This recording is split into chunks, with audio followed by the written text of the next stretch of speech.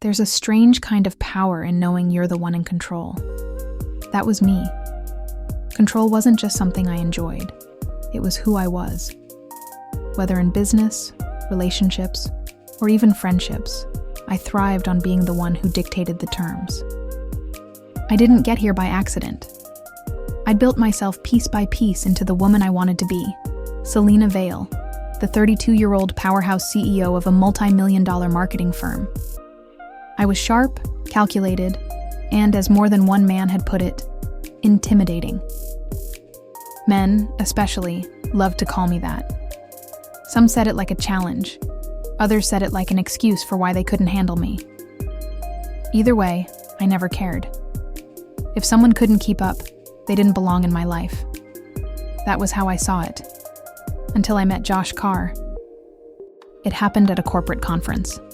These events were routine for me, boring but necessary. I usually ran the room, my heels clicking across marble floors like a metronome, commanding attention wherever I went. That day was no different. I'd just finished delivering a keynote speech on leveraging digital trends. The applause still echoed in my ears when I noticed him. He was standing near the back of the room, watching me like no one else existed. I didn't recognize him, which was odd. I made it a point to know everyone in my industry, especially anyone worth knowing.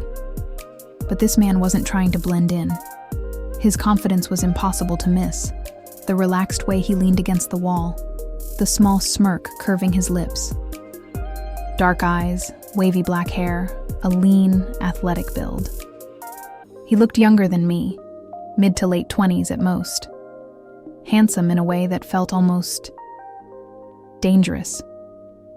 Our eyes locked, and for the first time in years, I felt off balance.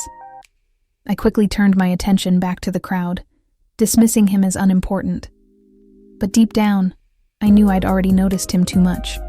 Later that day, I ran into him again during a networking session. He approached me with the same confident smirk, extending a hand. "Selena Vale, right? You were incredible up there." I shook his hand, my grip firm. "Thank you." "And you are?" "Josh Carr." His gaze didn't waver, even when I leveled him with my sharpest, most dismissive look. Most men would have faltered, maybe stumbled over their words. But not him. "You don't intimidate me, Selena," he said, the words smooth, deliberate. I laughed, sharp and cold. "Good. That'll make it all the more satisfying when I crush you." His smirk deepened, and for the first time in years, I felt something stir inside me. Something I didn't want to name. I tried to forget about him after the conference, but Josh didn't let me. Over the next few weeks, we kept crossing paths. At meetings, events, even the occasional coffee shop. It felt coincidental, but part of me knew better. Every time I saw him, he pushed me. With his words, his body language, his refusal to back down. It was infuriating. It was thrilling. "You like control," he said to me once, his voice low and teasing. "But have you ever thought about giving it up?" I scoffed, pretending his words didn't make my pulse quicken. "I don't give up control," I told him firmly. He smiled, that maddening smirk that made me want to slap him and kiss him all at once. "Not yet." The first time I let him win was an accident. It was a Friday night, and we were at my apartment. Josh had come over to discuss a joint project. At least, that was the excuse. The air between us was electric, charged with unspoken tension. I remember him standing close, too close, his dark eyes scanning me like he already owned me. "You're so used to being in charge, Selena," he said softly, his voice like velvet. "But I think you'd love it if someone took that away from you."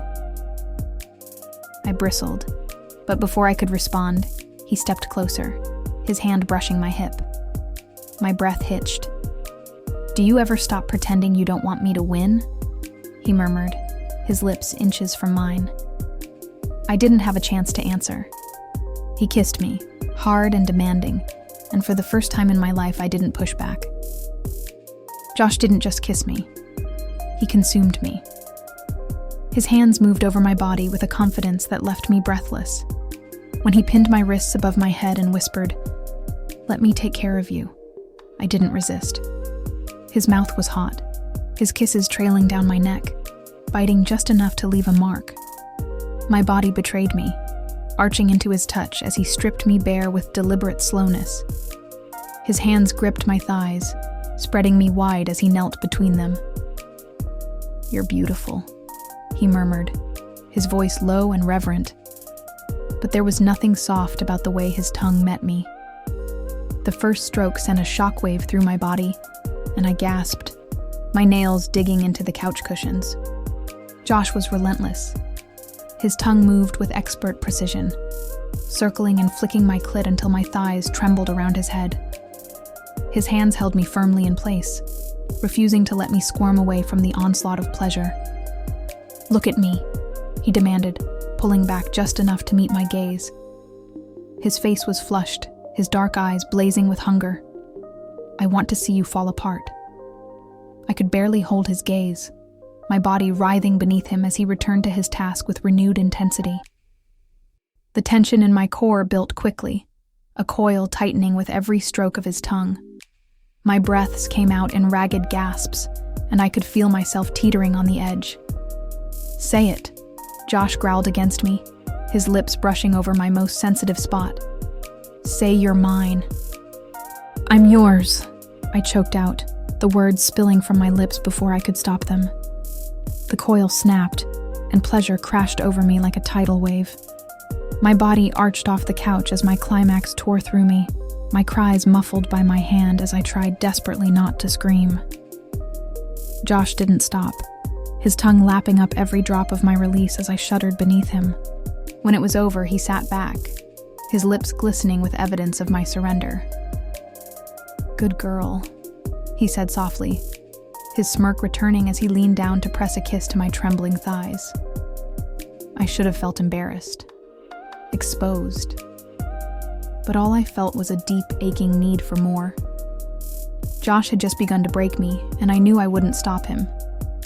If this intense, provocative story left you breathless, don't keep it to yourself.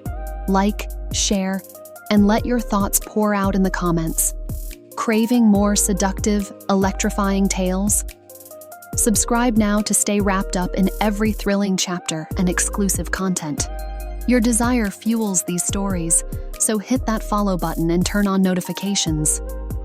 There's so much more heat to explore. Dive into the next enticing adventure and let your passions take the lead. Stay tuned, and thank you for surrendering to the story.